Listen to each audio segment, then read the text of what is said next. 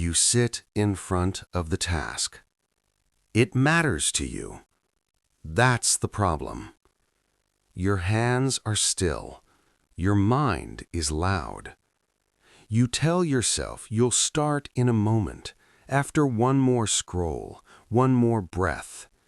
But the moment never comes. And somewhere inside you know this isn't laziness. Because you don't freeze like this when things don't matter. You freeze when they do. When the outcome feels personal, when success would mean something, when failure would feel like a statement about who you are. This is the part no one explains. You don't procrastinate. You freeze when you care too much. And the freeze doesn't feel dramatic. It feels quiet, heavy, like walking through water. You think about doing it right. You think about being seen. You think about how long you've wanted this. And suddenly, your body pulls back. Not because you don't want it, but because wanting it feels dangerous. So you clean, you organize, you plan endlessly, you wait for confidence. Anything except the thing itself. This isn't a time management issue. It's a nervous system response. When something matters deeply, your brain doesn't register it as opportunity. It registers it as threat. Not a physical threat, but an emotional threat to identity. If this fails, what does that say about you? If you try and fall short, what do you lose?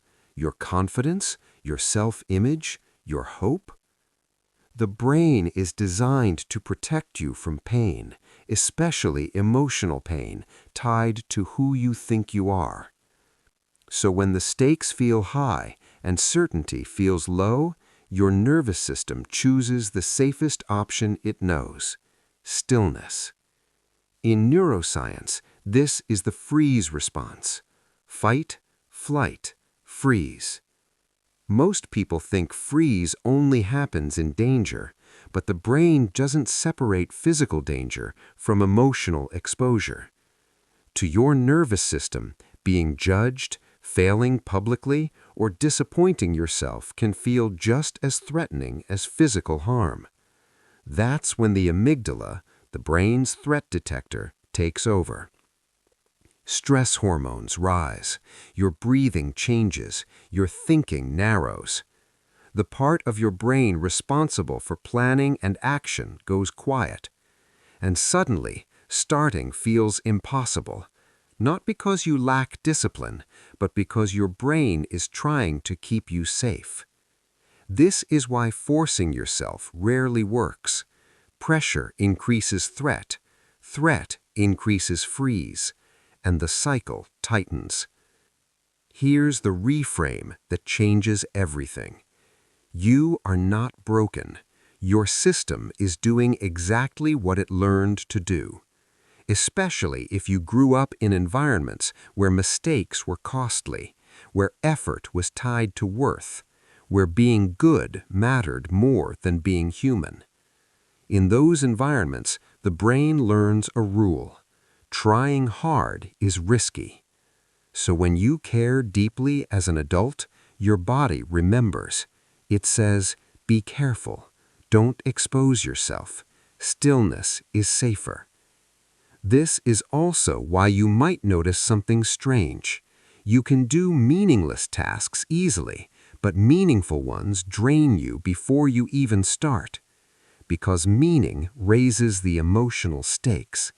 And when identity is attached, action feels like a test. So how do you move forward without fighting yourself?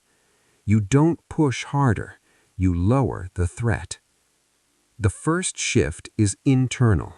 You separate who you are from what you're doing. This task is not your worth. This outcome is not your identity. It's one expression, one attempt, not a verdict. That single distinction reduces pressure more than motivation ever could. Next, You remove evaluation. You don't aim to do it well. You don't aim to finish. You aim to interact. Open the document. Write one sentence.